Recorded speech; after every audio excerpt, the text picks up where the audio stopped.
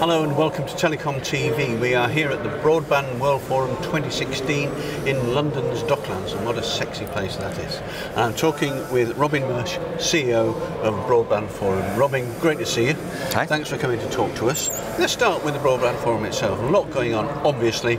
Network transformation, cloudification, SDN, NFV, 5G, you name it, it goes on. How's the organisation coping with that? What's happening? What are the trends?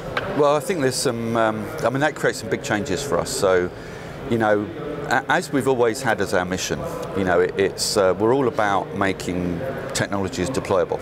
Yeah. So to begin with, it was obviously, ADSL and, then onto VDSL and fibre. And I think we did a very good job in doing those sort of things. And, quite honestly, the transformation is really sort of no different in one sense. Bringing in those new technologies still means that you need a roadmap, you need to be able to migrate, you need to be able to sort of test, you need to be able to do it in a kind of hybrid environment because, of course, all the legacy stuff hasn't gone away. Sure. So some things are, some things have changed, some things are the same. That sounds like a song, doesn't it? No, but it does. The more things change, the more things stay the same. It's true in many ways.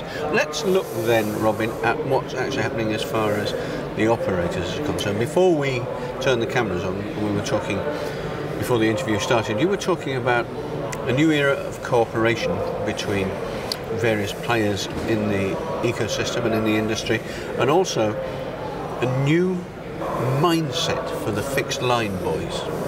Now, fixed mindset is very true of what generally happens in fixed line networks. Right. They tend to be old-fashioned, somewhat intransigent, a bit stuck in the mud and reluctant to change. But they're going to have to, aren't they? So how are you going to engender this new mindset? Well, I think that, that was maybe one thing I was going to sort of say on your last sort of question. I think one of the things is to do with mindsets, and other ones to do with skill sets. That changes everything, the need for kind of software people, the need to kind of think in a DevOps kind of way that you're not, a very different kind of approach. So I think that's part of it, is that there has to be a culture change in terms of the kind of people doing the work and the fact that you need those guys to work with the old network guys, because that experience is still really important. Absolutely. So how you bring those two things together is a challenge.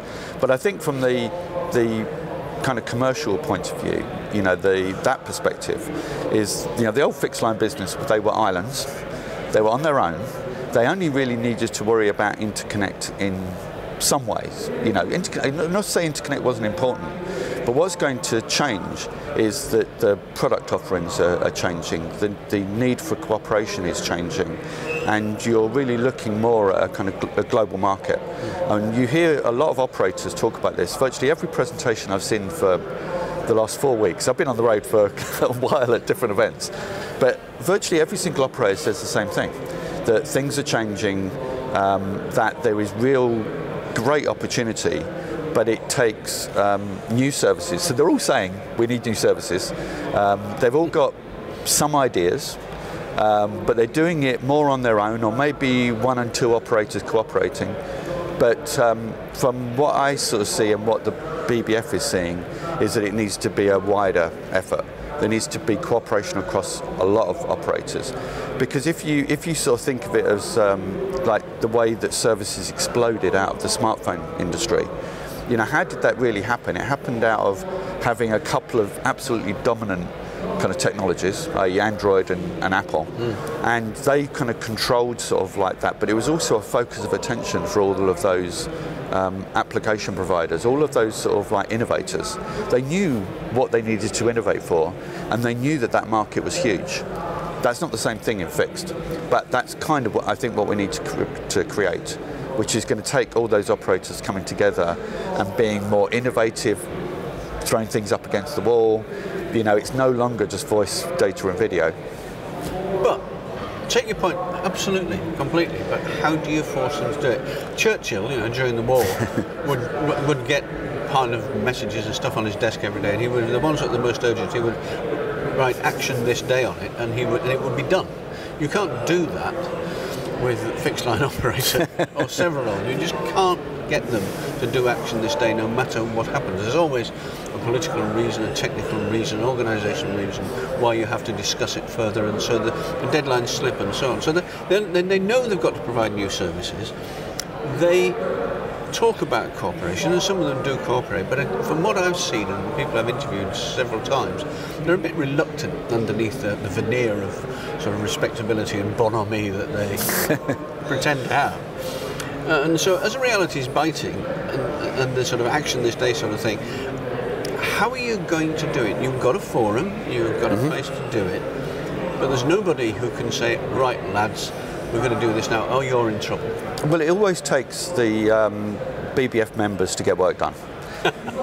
And so I can't force it. You're absolutely right. There's no forcing really to sort of like to happen. But I think two things does make it happen. One is that there are, I think, a group of operators that think more globally. I think there's ones that are more, quite progressive. They are kind of forcing the pace. I think that's partly what's going on. But quite frankly, some of those operators that are kind of thinking ahead, what they say to me is that there's absolutely no choice. That unless they sort of do this, unless they come together, they are going to be overshadowed by the web players. All the usual characters sort of here, Netflix and Amazon and Alibaba and all those sort of guys. They're going to eat their lunch because they're just so much bigger. They can work at such a higher level that that's partly what forces the operators to cooperate more and have their own kind of ecosystem. So I think there's there's two things. There's the goodwill sort of part and the kind of more progressive sort of way of working, and there's the impending thing. They just have to do it.